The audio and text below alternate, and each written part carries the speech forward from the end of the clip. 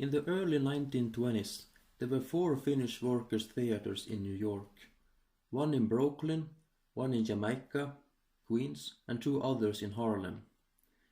The first Finnish hall in America was established in Hibbing, Minnesota in 1902. 9 years later, the 2 Finnish socialist groups in Manhattan and Harlem merged and rented a building at 1941 Madison Avenue and 125th Street. Eventually, there was a need for a larger property, so in 1917 they bought a hall at 2056 Fifth Avenue and West 127th Street. Commonly called Fifth Avenue, it was always Työväen talo to the Finns. After the Russian Revolution, America's Socialist Party split between communists and socialists. So did the Red American Finns. The communists, gathered in the Finnish Progressive Society, left Työväen talo and constructed an own hall at 15 West 126th Street. Työn Temppeli, or Labor Temple, opened its doors in 1924. Its name was not unique. Finnish labor temples were to be found in Port Arthur and Thunder Bay, Ontario.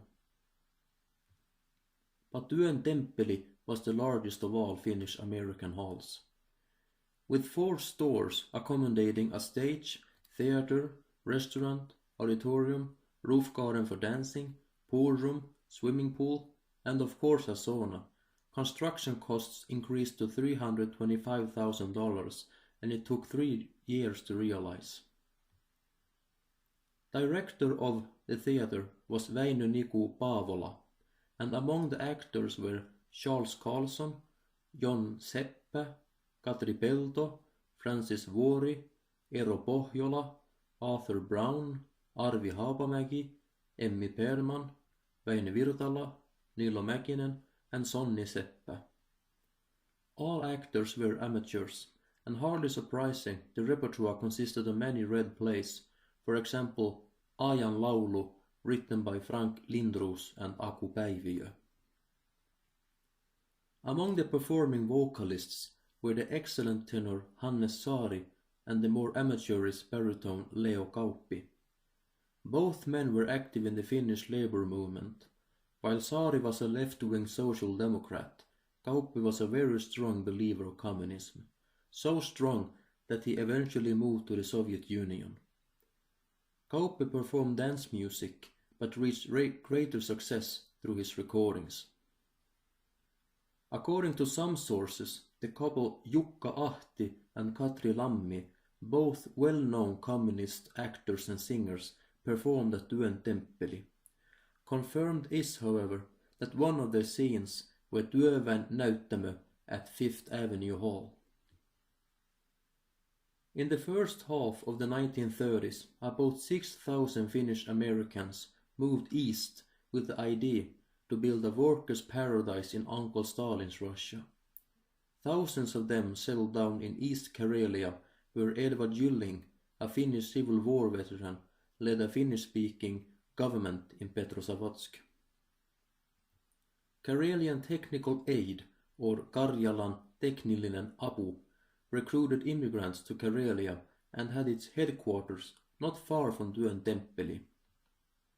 In its boutique, Työn Temppeli sold supplies to take on the trip, including Remington typewriters, cameras, tobacco, Waterman fountain pens, watches, gramophones, and Columbia records. Meetings were held at the hall. Little did they know that thousands of these Karelian Finns would end up in slave labor camps or be executed in one of the worst tragedies of mankind. While Työn Temppeli officially welcomed all people, regardless of race, it ran an aggressive rhetoric against bourgeois classes. Caretaker August Jokinen was highly suspicious and called the Finnish opera singer Väinö Sola, who visited New York in the late 1920s, a spy sent by Finland's fascist government. Nor were African Americans friendly received. When 3 so-called capitalist Negroes came to the hall, Jokinen threw them out. A political trial was held, and the judge, Alfred Wagenknecht, decided that Jokinen should be excluded from the Communist Party. Unfortunately, the Hall's leaders were members of the International Workers' Order, so when the Winter War broke out in 1939, they officially supported the Soviet Union. Because of this, most New York Finns boycotted Työn Temppeli, and due to lower income, the building was sold in 1944.